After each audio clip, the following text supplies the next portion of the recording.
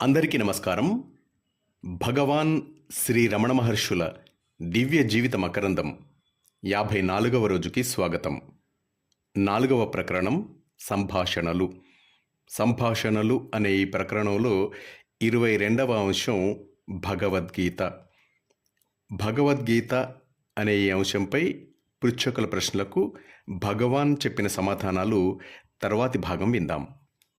సర్వధర్మాన్ పరిత్యజ్య మామేకం శరణం వ్రజ అంటే ధర్మాలన్నీ వదిలి నన్నొకనినే శరణుజొచ్చుము అని భగవద్గీతలో ఉంది కదా స్వామి, దాని గురించి కాస్త వివరించరా?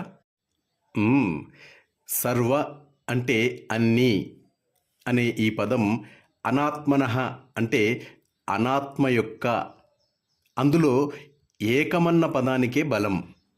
ఏకం పైన గట్టి పట్టున్న వానికి ఇంక ధర్మములెక్కడివి, ఆత్మలో మునుగు అని దాని అర్థం. ఇదే ప్రశ్నకు భగవాన్ మరొకసారి ఈ విధంగా సమాధానం చెప్పారు. సర్వధర్మాన్ పరిత్యజ్య అంటే జీవధర్మాలన్నీ విడిచి మామేకం ఏకస్వరూపుడైన నన్ను శరణం వ్రజ శరణు పొందుము అని వివరించారు. భగవాన్ కర్మను గురించి బోధించడానికి కదా భగవద్గీతను చెప్పింది. గీత ఏమన్నది? అర్జునుడు పోరాడను అన్నాడు. అప్పుడు కృష్ణుడు అంటాడు, యుద్ధం చేయనంతకాలం నీకు కర్తృత్వ బుద్ధి ఉంది. చేయటానికి కానీ మానటానికి కానీ నీవెవరు? కర్తవు నీవన్న తలపును మాను. ఆ భావన ఉన్నంతసేపు నీవు ఆ కర్మను చేసే తీరుతావు. ఆ అతీత శక్తి నిన్ను ఆడిస్తుంది. ఆ శక్తికి లొంగి దానికి ఉపకరణ మాత్రంగా నిలువు. అట్లు కాదని భీష్మించావా, బలవంతంగానైనా నిన్న శక్తి ఆకర్షించి తీరుతుంది. ఆత్మలో స్థిరపడి కర్తృత్వ భావన వీడి సహజంగా నడుచుకో. అప్పుడు ఆ కర్మఫలం నిన్నంటదు. అది పౌరుషము, శౌర్యమును. గీతోపదేశసార సర్వస్వము ఆత్మ సంస్థితి. ఆత్మలో సుప్రతిష్ఠుడైన వానికి ఏ సందేహాలు కలగవు. కలిగితే అతడు ఆత్మలో కుదురుకోకముందే ఉండవలే. భగవాన్ అభ్యాస వైరాగ్యములను గురించి కాస్త తెలియజేస్తారండి? అదేనండి, భగవద్గీతలో 6వ అధ్యాయం 25వ శ్లోకంలో అభ్యాస వైరాగ్యములను గురించి చక్కగా చెప్పారు చూడండి. ఆత్మయందు చిత్తమును ఉండునట్లు చేసి ఇతరములను చింతించక ధైర్యయుతంగా స్వీకరింపబడిన బుద్ధి చేత నెమ్మది నెమ్మదిగా ఉపరతి కావించుటయే అభ్యాసము అన్నారు. అదే అధ్యాయం 26వ శ్లోకంలో చంచలము అస్థిరము అయిన ఈ చిత్తము ఏ ఏ విషయాల్లో సంచరిస్తోందో ఆయా విషయాదుల నుండి మరలించి ఆత్మలో నిలుపడమే వైరాగ్యము అని చెప్పారు. అభ్యాస వైరాగ్యములంటే ఇవే కానీ ఆడంబరానికి చేసేవి కావు. ఆ అభ్యాస వైరాగ్యముల వల్లనే మనస్సును జయించాలి. ఇంత దూరం చెప్పిన అర్జునుడు సందేహం తీరక ఇంకా ప్రశ్నించాడు. అదే అధ్యాయం 34వ శ్లోకంలో, ఈ చిత్తము ఒక చంచలమైనదే కాక దేహాన్ని ఇంద్రియాలను క్షోభ పెడుతూ పరాధీనం చేసేది, బలవంతమైనది, దృఢమైనది కదా. వాయువును అడ్డుకోవడం ఎంత దుష్కరమో ఈ చిత్తాన్ని అరికట్టడం కూడా అంత దుష్కరం. అందువల్ల ఈ చిత్త నిగ్రహం నీవు చెప్పినంత సులభమని నేను చెప్పలేను అన్నాడు అర్జునుడు. అందుకు సమాధానంగా కృష్ణ భగవానులు అదే అధ్యాయంలో 35వ శ్లోకంలో ఇలా చెప్పారు. మనస్సనేది అడ్డుకోవటానికి వీలులేనిది, చంచలమైనది అనేందుకు సందేహమే లేదు. కానీ అభ్యాస వైరాగ్యముల వల్ల అరికట్టవచ్చును అని కదా భావం. అందువల్ల సాధకునికి అభ్యాస వైరాగ్యములు ముఖ్యంగా కావాలి. స్వామి, గీత ద్వితీయాధ్యాయంలో విచార మార్గానుసారం ధ్యానమే ముఖ్య సాధనము అన్నారు. ద్వాదశ అధ్యాయంలో భక్తి యోగమే శ్రేష్టమన్నారు. ఎందువల్లనో వివరిస్తారా అండి? అదా, ముందు జ్ఞానయోగ మార్గానుసారం ధ్యానం చేయమంటే మనస్సుకు పట్టలేదు.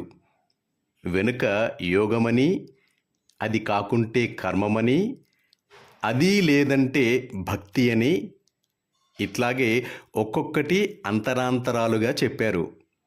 ఏ ప్రకృతికి ఏది అనుగుణమో ఆ దారిని పోవచ్చునని. గమ్యస్థానం ఒకటే గదా. అధికారిని అనుసరించి ఆయా మార్గం సులభంగా ఉంటుందని వారి అభిప్రాయం. సన్యాసము అంటే ఏమిటి స్వామి? సన్యాసం అంటే అహంకార త్యాగము. స్థితప్రజ్ఞత అంటే ఏమిటో తెలుసుకోవాలని ఆశగా ఉంది స్వామి. శాస్త్రాలు జ్ఞానికై కావు, ఆయనకు సంశయాలు రావు, సమాధానాలు అక్కరలేదు. ఇట్టి సమస్యలు అజ్ఞానులకే, శాస్త్రాలు వారికే. స్వామి, సర్వము ఆత్మే కదా అయినప్పుడు గీతలో ప్రత్యేకించి భగవాన్ విభూతులను పేర్కోవటానికి కారణం ఏమిటండి? ఇది అర్జునుని ప్రత్యేక ప్రశ్నకు జవాబు. ఉపాసనా సౌకర్యానికై అలా చెప్పటం జరిగింది. నిజానికి అంతా భగవంతుడే, ఆయన తప్ప మరేమీ లేదు. సంభాషణలు అనే ఈ 4వ ప్రకరణంలో 23వ అంశం భగవాన్ గురించి ప్రశ్నలు. భగవాన్ గురించి పృచ్ఛకులు భగవాన్నే ప్రశ్నించగా భగవాన్ తన గురించి తాను చెప్పిన అంశాలని విందాం. స్వామి, పాశ్చాత్య దేశాల యోగుల జీవితంలో ముఖ్యమైన 3 దశలను చూస్తాం. సాధన, ఆత్మదర్శనం, పరమాత్మలో పూర్ణ ఐక్యం. మరి మీరు ఇటువంటి దశలను అనుభవించారండి? అట్టి దశలు నాకు లేవు. ప్రాణాయామం కానీ జపం కానీ నేను చేయలేదు. నాకు మంత్రాలు తెలియవు. నేను ఎట్టి నిషేధాలను పాటించలేదు. నేను ఇక్కడకు అంటే అరుణాచలం వచ్చిన తరువాతే వీటిని గురించి విన్నాను. వాటిపై నాకు ఎట్టి ఆకర్షణ లేదు. సాధన అనగానే పొందవలసిన విషయము, అందుకు కొన్ని మార్గాలు ఇమిడి ఉన్నాయి. మన స్వరూపం కాని దానిని మనం పొందటం ఎట్లా సాధ్యం? పై సాధనలన్నీ మనస్సును నిశ్చలపరచడానికి ఉపయోగపడతాయి. మోక్షం లేక ముక్తి మన స్వరూపమే అయి ఉంది. చాలామంది చెప్తారు ముక్తిని పొందటానికి బ్రహ్మాండమైన యత్నం చేయవలసి ఉంటుంది అని. ప్రతివారు ఆత్మను సాక్షాత్తు నేను నేను అంటూ అనుభవిస్తూనే ఉన్నారు. ఈ నేను ఎవరు అని ప్రశ్నించుకుంటే చాలు. భగవాన్, జ్ఞాని నిర్వికల్ప సమాధిలో ఉన్నప్పుడు ప్రపంచం తెలియదని, బాహ్య కార్యకలాపంలో పాల్గొనలేడని అంటారు. తమరు నిరంతర సమాధిలో ఉంటూనే బాహ్య కలాపంలో పాల్గొనటం నిత్యం మేము చూస్తున్నాం. ఇందులో ఏది సత్యం? మరి దాన్ని సమన్వయం చేయటం ఎట్లా అండి? ఇవి రెండు నిజమే. ఎందుచేతనంటే నిర్వికల్ప సమాధులు 2 రకాలు. ఒకటి యోగ సమాధి, ఇది కేవలం నిర్వికల్పం. 2 జ్ఞాన సమాధి, సహజ నిర్వికల్పం. యోగి విషయంలో అతని మనస్సు తాత్కాలికంగా చైతన్యంలో అంటే ఆత్మలో మునిగిపోతుంది. కొంతసేపటికి తిరిగి బయటకు వస్తుంది. ఉదాహరణకు, ఒక బొక్కెనకు తాడుగట్టి నూతిలో ముంచటం, తిరిగి తాడుతో బయటకు లాగడంతో దీన్ని పోల్చవచ్చు. జ్ఞాని విషయం దీనికి పూర్తిగా భిన్నం. ఇతని మనస్సు సత్యాత్మలో పూర్తిగా కలిసిపోతుంది, నది సముద్రంలో కలిసినట్లు. అయితే ఈ సహజ నిష్ఠ బాహ్య కార్యకలాపానికి ఏమాత్రమూ అడ్డు కాదు. కర్మకలాపం అత్యంత సహజంగా జరిగిపోతుంది. ఇదే మాదిరిగా ఆ బాహ్య కలాపం జ్ఞాని యొక్క ఆత్మస్ఫూర్తికి రవ్వంత కూడా అవరోధం కలిగించలేదు. ఒకరోజు ఒక భక్తుడు భగవాన్ని ఈ విధంగా ప్రశ్నించాడు. మీరు శరీరం చాలించిన తర్వాత మాకు రక్షకులు ఎవరు భగవాన్? ఈ ప్రశ్న అడగగానే భగవాన్ కొంతసేపు గంభీరమైన మౌనముద్ర వహించి తర్వాత ఉజ్వలమైన స్వరంతో ఈ విధంగా చెప్పారు. మీరు ఈ శరీరమే నేను అని తలుస్తున్నారు. నేను ధరించి తిరుగుతున్న ఈ శవమే మీకు కనబడుతోంది. ఇదే మీ తప్పు. నేను సర్వత్రా నిండి నిబిడీకృతమైన ఆత్మను. నేనెక్కడికి వెళ్తాను? చోటేది. నేను ఎప్పుడూ ఇక్కడే ఉంటాను.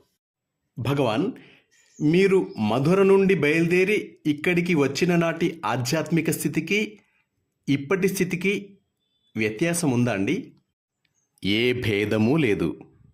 ఒకే అనుభవం అప్పుడు ఇప్పుడు స్థిరంగా నిలిచి ఉంది. స్వామి, అందరూ శివస్వరూపులే అంటున్నారు కదా, మరి మీరు భక్తుల ప్రణామాలను ఎలా స్వీకరిస్తున్నారు? అందులో విరుద్ధత ఏముంది? వారు ఈ శరీరం ముందు ప్రణామం చెయ్యకముందే నేను వారిలో ఉన్న ఈశ్వరునకు ప్రణామం చేస్తున్నాను. 1924వ సంవత్సరంలో ఆశ్రమంలోకి దొంగలు వచ్చి శ్రీ భగవాన్ కాలి మీద కొట్టారు. ఆ సందర్భాన్ని పురస్కరించుకుని ఒక భక్తుడు ఈ విధంగా ప్రశ్నించాడు. స్వామి, దొంగలు సాధువులను కూడా కొట్టి బాధిస్తుంటే వారి బారి నుండి తమను తాము ఎలా రక్షించుకోరాదు? వారనుకుంటే మరో విశ్వాన్నే సృష్టింప సమర్థులు. విశ్వామిత్రుడున్న సమయంలో రావణాసురుడు ఉన్నాడు. ఇతరులకే కాక సీతారాములకు కూడా వాడు అత్యంత వ్యధ కలిగించాడు. తమ శాపశక్తితో విశ్వామిత్రులు రావణుని నాశనం చేయలేకపోయినారా? శక్తి ఉండి వారు సైరించారు. ఎందుకు? ఈ ఘటనలన్నీ వారికి ఎరుకే. కానీ అవన్నీ గడిచిపోయేవి. ప్రళయం కూడా వారికి అలతిగానే తోస్తుంది. వారు వేనిని లక్ష్యపెట్టరు. భగవాన్ ఏ ఆసనంలో ఉంటారో సెలవిస్తారా? ఏ ఆసనంలోనా? హృదయాసనంలో. ఎక్కడ సుఖంగా ఉంటుందో అక్కడే నా ఆసనం. దాన్నే సుఖాసనము అంటారు. ఆ హృదయాసనం శాంతియుతమైంది, సుఖప్రదమైంది కూడా. ఆ ఆసనంలో నివాసం చేసేవారికి వేరే ఆసనాలతో పనిలేదే. ఒకరోజు ఒక సాధువు భగవాన్ దగ్గరికి వచ్చి, స్వామి, తాము ఆహారం తీసుకునేటప్పుడు అందులో ఒక ముద్ద ప్రసాదంగా నాకిచ్చి అనుగ్రహించాలని నా ప్రార్థన అని అడగగానే భగవాన్ ఈ విధంగా సమాధానం చెప్పారు. సరిపోయింది. తినేదంతా భగవత్ ప్రసాదమనే తినండి. అప్పుడది భగవత్ ప్రసాదమే అవుతుంది. తినేవాడెవడు, ఎక్కడ నుండి వచ్చాడు, ఏమి అని విచారించి మూలం తెలుసుకుంటే అంతా భగవత్ ప్రసాదమే. మాస్టర్స్, తర్వాతి భాగాన్ని రేపు విందాం. అంతవరకు సెలవు తీసుకుంటూ మీ నవీన్, వరంగల్.